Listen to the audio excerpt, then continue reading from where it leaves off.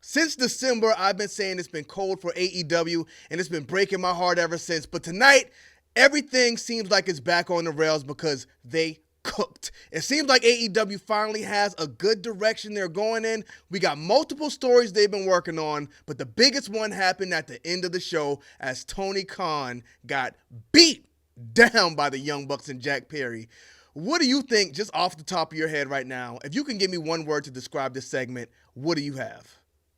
Man, surprising. I did Surprising. not think AEW had the cojones, but they did it. They did it. They beat up Tony Khan and they brought out Shad Khan. Like, that was the icing on the cake. That was Yes. what made this extra memorable for me. Now, what the hell is going to happen? Because are they implying that Shad Khan is going to take things over? Which would be crazy, but I don't know what's going Insane. on. Insane. Like when Jack Perry came out and like I could tell something was going on. I was like, you know what? Why would they put this in the main event for one? And for two, Jack Perry, when he hugged him, he like kind of looked at the camera. I was like, oh wait, this is happening. I thought he was gonna Yeah. knock him out. He gave him a little gut shot, but it makes sense the fact that he didn't knock him out based on what happened after that. So after Jack Perry gave Tony Khan the gut shot, the Young Bucks, they kind of teased it. I was like, oh man, are they going to push this out to next week? Because they kind of put him in a position for the BTE trigger, but then they let him up. And Okada was just kind of standing there looking confused. Gave him like the thumbs up, like Triple H did the thumbs down thing, but he just did the thumbs up. And then out of nowhere, Indie Taker on Tony Khan. Kiddo, where are we going right now? And do you think this was a good spot for Jack Perry to actually come back in? I mean, this is exactly what you do with Jack Perry, and it's exactly what they should have done. Found a way to do it, when the things with CM Punk happened, like this is the type of business we want.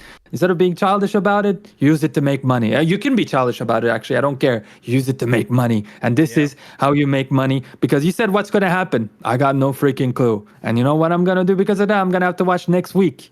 It's good. This is what I wanted, especially because like it's surprising to me because they opened up with Swerve, generic entrance. He barely showed the title.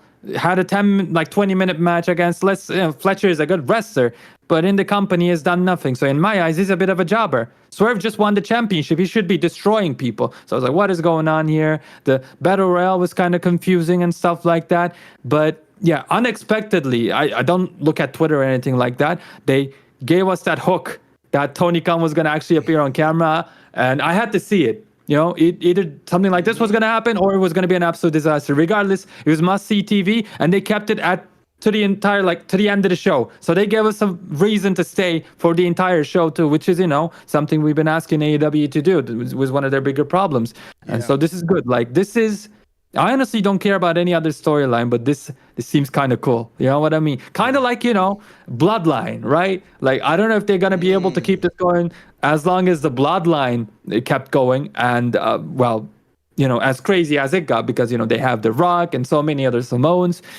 But, yeah, this is the best thing AEW has got going since forever. Yeah. Since maybe it started. Like, I'm being serious. You know what? I think I agree with you. I'm Yeah. very interested to see where this story goes. I mean, since they started, they've been having great matches and everything like that. But I think where they've been kind of suffering is the storytelling. And that's where I'm kind of worried here, because I don't know if Tony Khan is the guy booking this story or if they brought some of those other writers in and they're building something around this, because it seems like Young Bucks have been kind of building some type of dynasty, no pun intended, based on the last pay-per-view, but it seems like they're building something between him, his brother Okada, and Jack Perry now in the fray.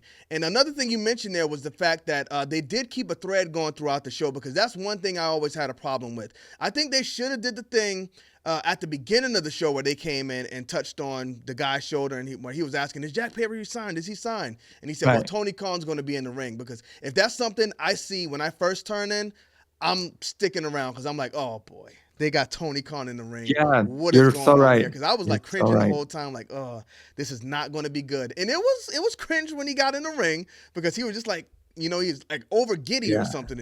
I don't know. He's just kind of an awkward guy on camera. But I think it all paid off, and I think this was a great way for them to go.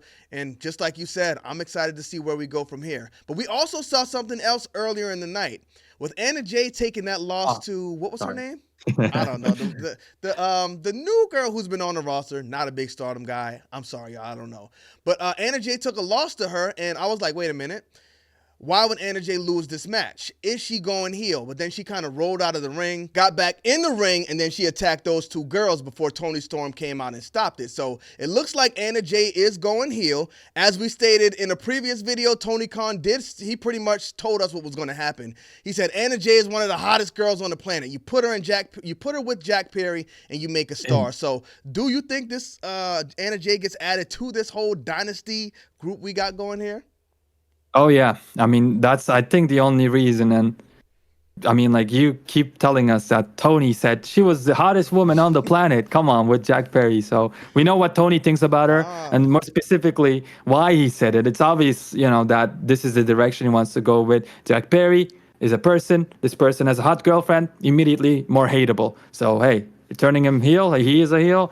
Well, that's a good way. But I don't know if people are going to hate him at this point. I'm sure we're going to get a whole bunch of haters under this video. It's the law of the internet. But I think the whole elite group right now, they're about to cheer. They're not themselves, but they're going to get cheered. Yeah. Because, they got cheered in this segment. Like, I'm not saying, again, this is the second coming of Christ. It might be for AEW. This is something that they sorely needed. Yeah. And I want to watch next week more because earlier tonight, they said someone is coming back. And me and Kenny were like, oh man, why did they just announce this? Like, this is so stupid. Make it a surprise. Give us a video package. I didn't actually care about Mr. Kenny Omega returning next week, but now... I'm excited. Come on, bro. Kenny Omega, well, they didn't even say he was back to wrestle or not, so I don't know. I hope he's not coming back to cut a promo. And the usual businesses, AEW really is not going to give us any interesting story. I know there are stories in the company, 20 million of them. None of them are interesting. Now, he's coming into a very interesting story, the most interesting story in AEW, because he's the leader of the elite, right? So what the hell is he going to do? When he comes back, Kota Ibushi usually follows him. Will they do something with him?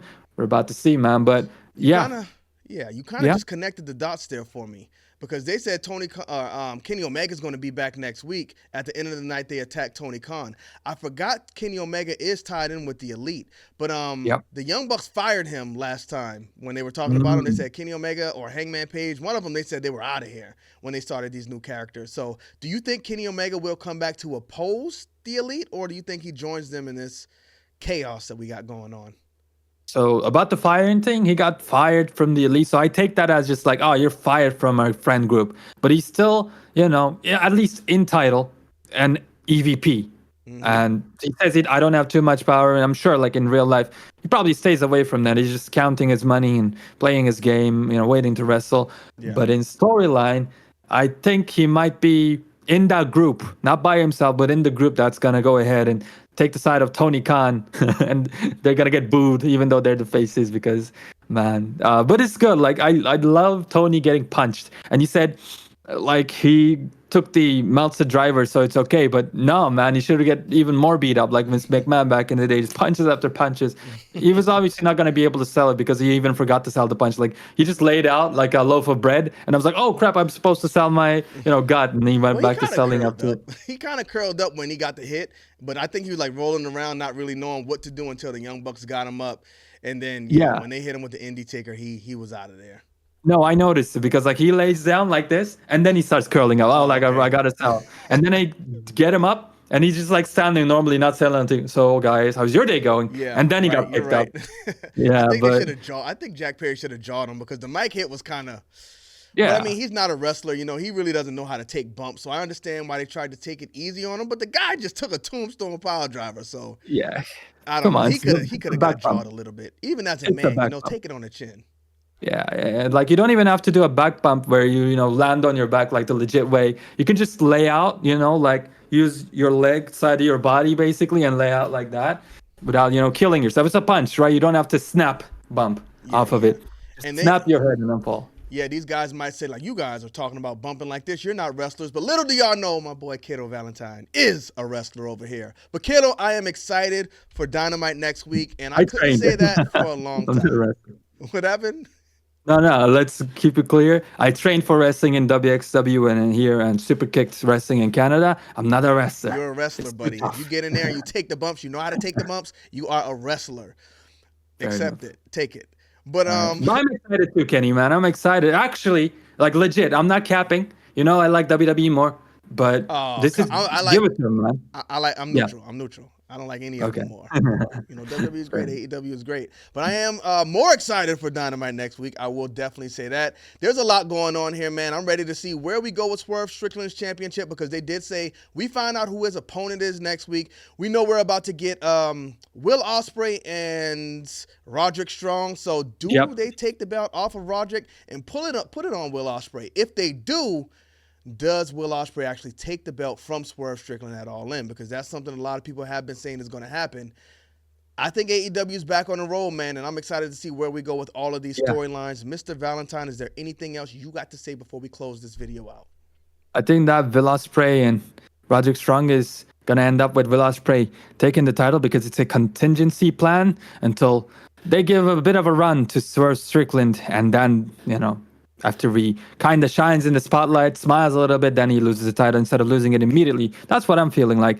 Also, conveniently, when AEW does good, just Brian, he's missing. I don't know where he is. Where's Brian, y'all? Where's Brian? Find out Yeah. in the next video. Thank y'all for tuning in. Like, comment, subscribe, kiss the ring.